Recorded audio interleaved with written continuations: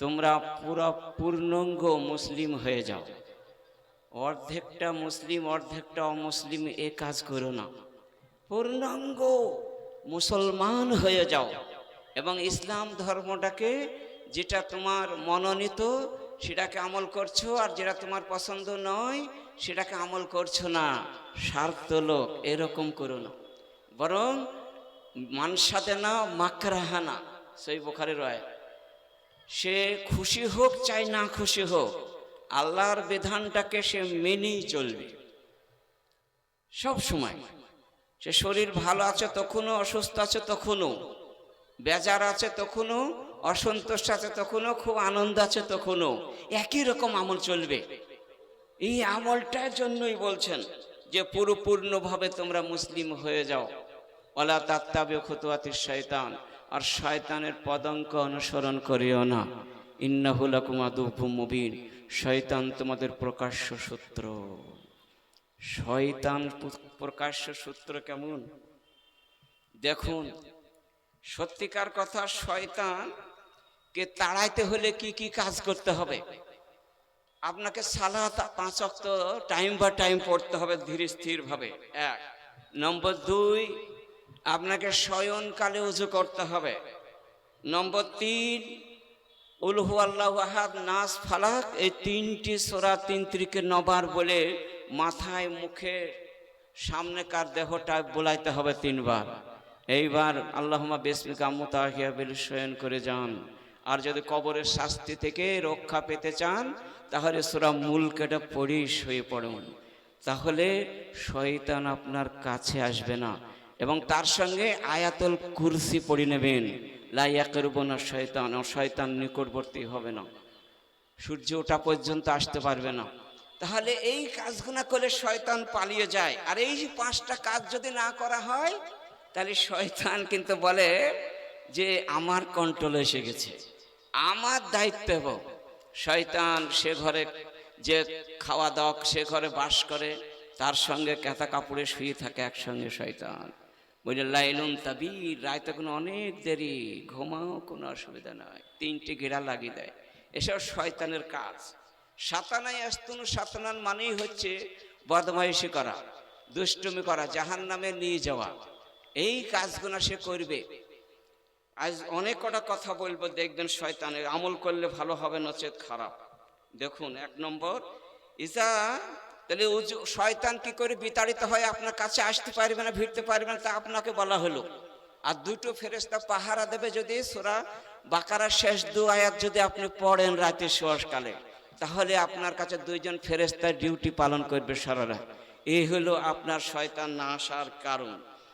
আর ইজা দাখালা রাজুলু বাইতাহু, মানুষ যখন নিজ গৃহে প্রবেশ করে, নিজ বাড়িতে যখন ঢুকবে, জাকার আল্লাহ, আল্লাহর জিকির করলো, ইনদা দুখুলিহি ওয়া ইনদা তামিহি, অর্থাৎ প্রবেশকালে বাড়িতে যখন প্রবেশ করবে তখন বিসমিল্লাহ বলে ঢুকবে, এটা বাড়িতে ঢোকার দোয়া। আর যখন তারপর আসসালামু আলাইকুম রহমতুল্লাহি ওয়া বারাকাতুহু বলবে, তারপর যখন খাদ্য খাবার খাবে, ইনদা তামিহি, খাবারের সময় তো বিসমিল্লাহ বলবে। তাহলে শয়তান কি বলে দেখুন, শয়তান তখন বলে যে আলা শয়তানু লা মাবিতা লাকুম ওয়ালা আশা। সহিহ মুসলিমে 2018 নম্বর হাদিসটা, যে শয়তান তখন বলে লা মাবিতা লাকুম ওয়ালা আশা, এই বাড়িতে আমাদের আর জায়গা হবে না। কেন? আরে ঢোকার সময় তো বিসমিল্লাহ বলে ঢুকেছে, আর তারপর আমরা যাহাই করে আনাচে কানাচে কষ্ট করে থাকলাম, দেখি খাদ্য খাবারটা খেয়ে পাড়াবো, কিন্তু খাওয়ার সময় তো বিসমিল্লাহ বললো, আর বাড়িতে ঢোকার পরে ভেতরে সালামও দিয়েছে।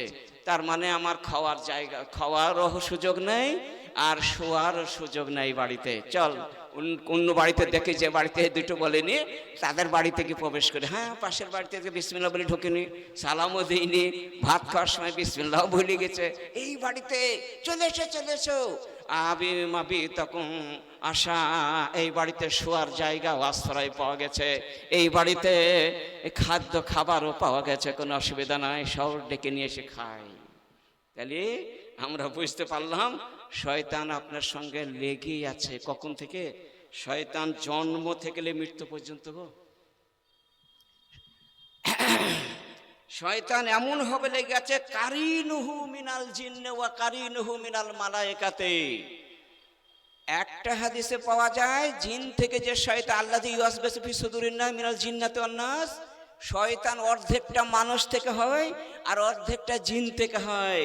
এই হাদিসটা পাওয়া যায় যে কারিনুহু মিনাল জিন্নে, আর আল্লাহর কি করে তার পিছনে লাগানো আছে শয়তানকে, জিন শয়তানকে 24 ঘন্টা লাগানো আছে আপনার পিছনে খারাপ কাজ করার জন্য, মন্দ রাস্তায় নিয়ে যাওয়ার জন্য, সুযোগ দেওয়ার জন্য সবসময় রেডি হয়ে আছে। ওয়া কারিনুহু মিনাল মালায়েকাতে, আর একজন ফেরেশতাও আছে আপনাকে সৎ রাস্তা দেখাবার জন্য। এই দুটো সবসময় টানাটানি চলছে। আর ইন্না শয়তানা ইয়াজরি মিনাল ইনসানি মাজরিউদ দামে, শয়তানকে আল্লাহ এত ক্ষমতা দিয়েছেন, তার ধর্মের মধ্যে, তার রগের মধ্যে, তার শিরা উপশিরার ভেতরও, রক্তের ভেতরে ঢুকে পড়েছে। শয়তান ঢোকবার শক্তি আল্লাহ দান করেছেন। সেজন্য শয়তান আপনার জন্ম থেকে মৃত্যু পর্যন্ত আপনার কাজ অন্যায় রাস্তায় নিয়ে যাওয়ার জন্য 24 ঘন্টা তারা ডিউটি পালন করছে। সহিহ বুখারী 2038 নম্বর হাদিসটা। তাহলে আমরা বুঝতে পারলাম যে শয়তান সবসময়ই লেগে আছে। আচ্ছা, আমি একটা প্রশ্ন করছি যে মানুষের মধ্যে জন্ম থেকে মৃত্যু পর্যন্ত 60-70 বছর যাই বেঁচে থাকুক, কুল্ল চির সবসময় শত্রুতা করছে এবং 24 ঘন্টা শত্রুতা করতে লেগে আছে পিছনে। সেটা কে? সেটার উত্তর হলো শয়তান। এরকম সব প্রমাণ পাওয়া যাবে।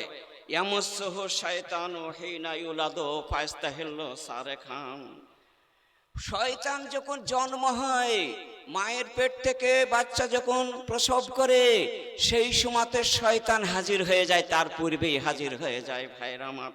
এবং হাজির হয়ে গিয়ে শয়তান ইস্তাহিল্ল, যখনই সে বাচ্চা জন্ম নিয়ে প্রসব করে মাটিতে চলে আসে, তখন তাকে একটা খোঁচা দেয়, একটা গুঁতো মারে, আর ইস্তাহিল্ল সারেকান, তখন সে আওয়াজ করে ওঠে, বিচট আওয়াজ করে, একটা করে একটা আওয়াজ করে দেয়। আর মিন মাসি শয়তান, শয়তানের গোতাতে, শয়তানের খোঁচাতে আওয়াজটা হয়। আর গায়রো মারিয়ম ইবনেহা, কেবলমাত্র হযরতে মারিয়ম আলাইহিস সালামের বেটা ঈসা নবীর হয়নি, এর কাছে শয়তান যেতে পারেনি। বাকি পৃথিবীতে যত লোক সবারই কাছে ভাইরা আমার শয়তান চলে যায়। শয়তান এত ক্ষমতা আল্লাহ রাব্বুল আলামিন দিয়েছেন। সহিহ বুখারীর 3431 নম্বর হাদিস। তাহলে আমরা বুঝতে পারলাম শয়তান 24 ঘন্টা আমাদের করে আছে।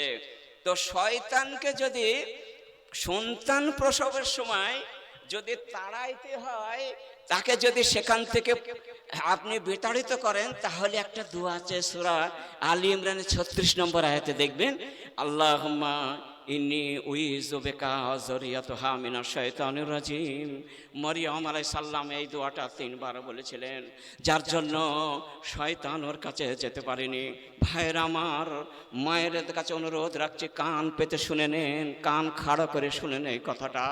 আপনাদেরও ছেলে, আপনাদের মেয়ে আছে, সন্তান যখন পেটে আসবে তখন বলবেন 5 ওয়াক্ত সালাত মিদে পড়ো, আর দরুদ ইব্রাহিমটা কমপক্ষে 5 ওয়াক্ত সালাতে 10 বার করে বলতে বলবেন, আর এই দোয়াটা মাঝে মধ্যে বলতে বলবেন। দেখবেন শয়তান কাছে আসবে না, সহজে সন্তান হয়ে যাবে। শয়তান তাহলে প্রসবকালেও গেছে, তা প্রমাণ হয়ে গেল। ইন্নী উইযু বিকা যুররিয়াতাহা মিনাশ শাইতানির রাজিম। আমি বহু মহিলাকে, বহু ছাত্রীকে আমি পাঠদান করেছি। এই 38 বছর পাঠদানের মধ্যে কমপক্ষে 10,000 মহিলাকে কোরআন শিখেছি। তো সবাইকে এটা দোয়াটা শিখে দিয়েছি, এবং তারা খোঁজ নিয়ে দেখেছি তাদের সন্তানের সময় কেউ কষ্ট পায়নি পর্যন্ত এই দোয়াটা বলার কারণে। ভাইয়েরা আমার, তাহলে আমি সময় কিন্তু 10 মিনিট হয়ে গেছে, তাহলে আর খুব বেশি করছি না। এবার শয়তান আপনার সারা জীবন থাকলো, জন্ম থেকে মৃত্যু পর্যন্ত, আগেই বলেছি এই জন্মের সময় শয়তান এসে গোতা লাগলো, সারা জীবন আপনার পিছুতে বাইনা আইদিহিম ওয়া খালফিহিম ওয়া শিমালিহিম ওয়া আইমানিহিম। নবী আমার বলেন শয়তান ডান থেকে লাগানো আছে, বাম থেকেও আছে, পিছন থেকেও আছে, আর সামনে থেকেও শয়তানকে লাগানো আছে। শয়তান আল্লাহর কাছে কসম করে বলেছে, ওয়া ইজ্জাতি ওয়া জালালি, হে রব তোমার কসম করে বলছি আমি তো এই বানি আদমের সন্তানের চতুর্দিকে ঢুকে একে জাহান্নামের রাস্তায় নিয়ে যাওয়াবো, কসম করে বলছি। মহান আল্লাহ তাআলা কসম করে বললেন, ও শয়তান শুনে নাও, ইরতিফাউ মাকানি, আমার মহানত্বের কসম, আমার বড়ত্বের কসম করে বলছি, আমার বান্দা যখন আমার কাছে হাত দুটো তুলে আস্তাগফিরুনি, আমার কাছে ক্ষমা চাইবে, আস্তাগফিরুলাকুম, আমি যদি 1 কোটি বার ক্ষমা চাই 1 কোটি বার আমি মাফ করে দেব, নিষ্পাপ করে দেব। শয়তান জেনে রেখো, বলো আলহামদুলিল্লাহ। তাহলে শয়তান যত গোতা মারবে, আল্লাহ বলছেন আমার এবার মুখলিস বান্দার কাছে তার একটা লুম পর্যন্ত বাঁকা করতে পারবে না, এটা জেনে রেখো। তারা যতবার আমার কাছে তওবা করবে আমি কবুল করে নেব। পশ্চিম দিগান্তে সূর্য অস্তমিত না ওঠা পর্যন্ত তওবার দরজা বন্ধ হবে না, জেনে রেখো শয়তান। আর একটা কথা বলছি বলি এটা শেষ করছি, ভাইরা আমার, শয়তান মৃত্যুর সময়তে হাজির হয়ে যায়। এই দোয়াটা প্রত্যেকটা মহিলা পুরুষের কাছে অনুরোধ রাখছি, এখনই লিখিলেন, আমার সাথে 2 বার বলবো, এখনই লিখিলেন, মৃত্যুর সময় আপনার কাছে শয়তান যেতে পারবে না। আর শয়তান গিয়ে কিন্তু জাহান্নামে লা ইলাহা ইল্লাল্লাহ পড়তে বারণ করে, এটা বলবেন, এইটা বল, এইটা বল, যে শিরকে বিদআতি কথা বলে তাকে জাহান্নামে নিয়ে যায়। যেমন আবু তালেবকে নিয়ে গিয়েছিল, সহিহ বুখারী ও মুসলিমে হাদিস আছে, আবু তালেবকে 2 রকম শয়তান এসেছিল। একটা মানুষ শয়তান এসেছিল, আবু জেহেল, আবু লাহাব, উকবা উপাইবা, উকবা বিন আবি মুহৈত এসেছিল, আর জিনের এক ঝাঁক শয়তান এসেছিল। এসে আবু তালেবকে প্রায় বলি ফেল দিল লা ইলাহা ইল্লাল্লাহ। আর মুহাম্মদ সাল্লাল্লাহু আলাইহি ওয়াসাল্লাম তিনি একদিকে ছিলেন, কিন্তু ওই দিকের পাল্লা ভারী হয়ে সে বলল, ওয়ালাকাদ আলিমতু দীনা মুহাম্মাদিন কুল্লা দিয়ানিল বারিয়াতে দিনা। হে এটা বুখারীতে এই শেরটা আছে, কবিতাটা আছে, যে হে মোহাম্মদ, হে আমার ভাতিজা শুনো, আমি মানে তোমার দিনটাকে শ্রেষ্ঠ আমি জানলাম, এটা পৃথিবীর মধ্যে সেরা ধর্ম, কুল্লু আদিয়ানিল বারিয়াতে দিনা, পৃথিবী এ বাদ দিয়ে যত ধর্ম আছে সব বাতিল, তবু আমি আমার বাপ দাদি ধর্মর উপরে প্রাণহানি করলাম বলে মারা গেল, দিয়ে জাহান্নাম চলে গেল। সেটা হলো আল্লাহুম্মা আউযুবিকা আন ইয়াতাখাব্বাতানি আশ-শাইতানু ইনদাল মাউতে, আল্লাহুম্মা আউযুবিকা আন ইয়াতাখাব্বাতানি আশ-শাইতানু ইনদাল মাউতে। আল্লাহ গো, মৃত্যুর সময় শয়তান যেন খপ্পরে আমি যেন না পড়ি, শয়তান যেন মৃত্যুর সময় আমার দিগান্ত আমার কাছে ভিড়তে না পারে, অনেক দূরে রেখো। আল্লাহ কবুল করে নেবেন, দিয়ে শয়তান আসতে পারবে না। সেই জন্য এই 3খানা দোয়া মুখস্থ করবেন অনুরোধ রেখে। আর একটা স্বামী স্ত্রী দোয়া, আল্লাহুম্মা গফির লিআয়েশা মা তাকাদ্দামা মিন যামবিহা ওয়া মা তাআখারা ওয়া মা আসাররাত ওয়া মা আলানাত। এই দোয়াটা সিলসিলাতুল আহাদিস সহিহা 2254 নম্বর হাদিস আছে। মহানবী বললেন, যদি কোনো স্বামী তার স্ত্রীর জন্য দোয়া করে, স্ত্রী যদি স্বামীর জন্য দোয়া করে, তার জীবনের সব গুনাহ মাফ হয়ে মিসফাফ হয়ে দুজনাই জান্নাত নসিব হবে। সেজন্য প্রাণের ভাইদের কাছে অনুরোধ রাখছি, মায়েদের কাছে অনুরোধ রাখছি, আজকে মুখস্থ করে রে আপনার স্বামীর জন্য বলবেন, আর আপনি আজকে বিবির জন্য মুখস্থ করে নেন, আল্লাহুম্মা গফির, আপনার স্ত্রীর নাম দেবেন, আল্লাহুম্মা গফির অমুক মা তাকাদ্দামা মিন যামবিহা ওয়া মা তাআখারা ওয়া মা আসাররাত ওয়া মা আলানাত। হে আল্লাহ, তুমি ক্ষমা করে দাও আমার স্ত্রীর পূর্বের পরের প্রকাশ্য অপ্রকাশ্য সব গুনাহ মাফ করে দাও। এটা হলো এইটার অর্থ। যাক, এইবার আমার সময় আর মাত্র 4 মিনিট আছে, 41-এ সময় চলে যাবে। তো আশা করছি এটা সময় আর পাবো না। তবে শয়তানের যে আয়াতটা পড়েছি দেখুন, আশ-শায়তানু ইয়াইদুকুমুল ফাকরা, আর 4 মিনিট যোগ করলে এইটা কিন্তু বলা হবে 15টা দানের কতটা খাত আছে, 15টা দান করলে সে জান্নাতে তো যাবেই যাবে। 15 রকম হাদিসে দেয়া আছে। আমার 5-7 মিনিট লাগতে পারে, 2 মিনিট বেশি হতে পারে।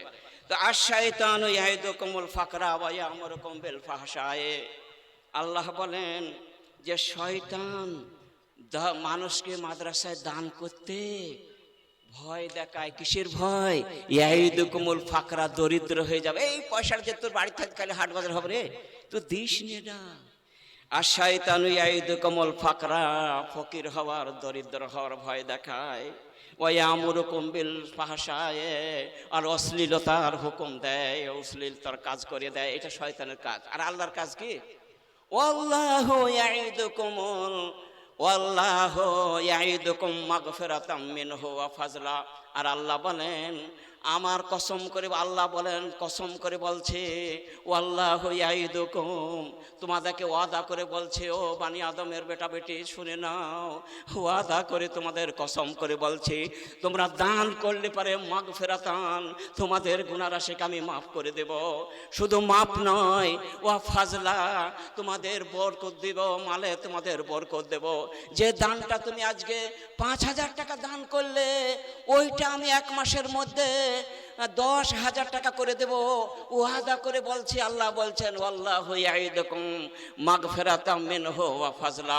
ফাজলার 3টি অর্থ হয়, একটা এই অর্থ, আর একটা হলো অনুগ্রহ, তোমাদের উপর আমি দয়াবান হয়ে গেলাম যারা দান করবে। আর একটা অর্থ হয় ও ফাজলা, মানে মালকে তোমারকে 2 গুণ 3 গুণ 4 গুণ বাড়িয়ে দেবো। তাহলে 3টে অর্থ হলো এর, ওয়াল্লাহু ওয়াসিউন আলিম। আর আল্লাহ বলছে, আমি প্রশস্ত, আমি প্রজ্ঞময়, আর আমি ক্ষমতাবান, সব করতেই পারি। এ হলো আয়াত থেকে উদ্ধৃত দিলাম। এইবার হাদিস থেকে শুনুন কয়েকটা দানের খবর, খুব চটচট চটচট করে বলে যাব। আব্দুল্লাহ ইবনে মাসউদ একটা বিখ্যাত সাহাবী, উনি বলছেন যে একটা লোক নবী সাহেবের কাছে দান খয়রাতের কথা শুনে একটা উটে হাওদাজ সহ তার দড়ি, তার যাবতীয় সরঞ্জাম সব আছে, তার উপর মালও আছে, এই একটা উট, গোটা উট নিয়ে এসে নবী সাহেবের হাতে হাজির করে দিল এবং করে দিয়ে, ও রাজুলুন বিনাকাতিহি মাকতুতাতিন, আমি হাদিস গুনা বলছি না দেরি হবে বলে, কাল হাজিহি সাবিলিল্লাহ, ও গো দয়ার নবী, আপনি এই উটটাকে সহ যা আছে সব নিয়ে নেন, আপনি যেখানে ইচ্ছা ব্যবহার করুন।